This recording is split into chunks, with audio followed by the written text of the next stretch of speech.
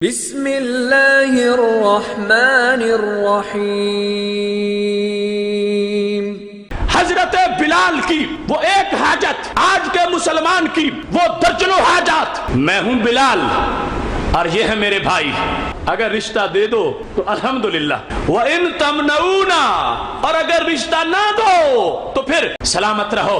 سر پہ اسلام کا سایہ، دل میں ایمان کی طاقت، آخرت کے یہ مسافر، قرآن و سنت کے نور کے زیر سایہ سعادت کے جملے ہیں۔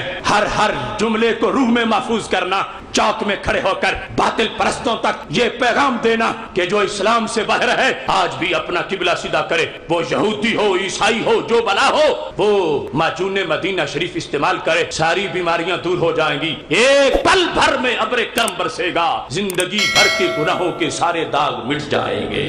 کیا خوبصورت جملہ ہے اس عاشق صادق کا جس کو زمانہ حضرت بلال کہتا ہے۔ سیدنا بلال رضی اللہ تعالیٰ عنہ اور ان کے بھائی، یمن میں ان کی منگنی کی بات ہو رہی تھی۔ حضرت بلال رضی اللہ تعالیٰ عنہ کی شادی کی، طبقات کبریٰ ابن سعد جلد 2 صفحہ 210 کے اوپر اس کی تفصیل موجود ہے۔ اب بلال ہیں، غلام تھے اور پھر آزادی ملی، نہ کوئی بینک بیلنس ہے اور نہ کوئی دوسرے جو پرکشش انداز ہیں ظاہری وہ تھے، رشتے کی بات ہو رہی تھی۔ اب جب سوال جواب ہونے لگے تو حضرت بلال نے کہا، کہتے انا بلال وہذا اخی، میں ہوں بلال اور یہ ہے میرے بھائی، من الحبشہ، تعلق ہمارا حبشہ سے ہے، کننا ضالین فہدان اللہ، ہم تھے گمراہ لوگ، رب نے ہدایت دے دی ہے۔ ملک حبشہ ہے، گمراہ تھے، رب نے ہدایت دے دی ہے۔ کننا عبدین، ہم تھے غلام، فآتقن اللہ، رب نے آزاد کر دیا ہے۔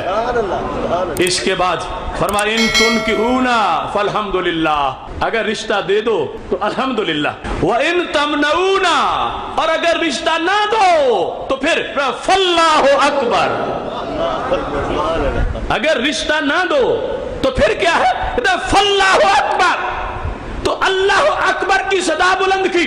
حضرت بلال کی وہ ایک حاجت، آج کے مسلمان کی وہ درجنوں حاجات، وہ سینکڑوں حاجات۔ اب بلال وہ محتاج ہیں شادی کے، محتاج ہیں نکاح کے، اس انداز میں اپنا تعارف کرواتے ہوئے جو تعارف بنتا تھا وہ تعارف کروا دیا۔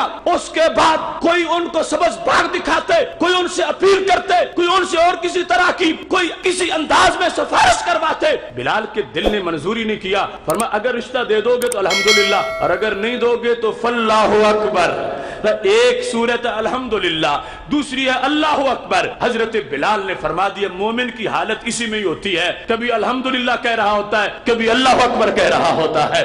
یہی ملت اسلامیہ پاکستان کا شعار ہونا چاہیے، یہی ملت اسلامیہ پاکستان کا وقار ہونا چاہیے، یہی ہر شہر میں رہنے والے پاکستانی کا انداز ہونا چاہیے۔ نہ کسی وڈیرے کی ضرورت اور نہ کسی جاگیردار کی ضرورت، نہ بیرونی ایڈ کی ضرورت، نہ اندرونی مکاروں کی ضرورت۔ اس ملک کو نور سے بھرنے کے لیے مل جائیں تعاون کرنے والے تو الحمدللہ کہو، اگر کوئی نہ ملے تو اللہ اکبر پھر بھی کہتے رہو۔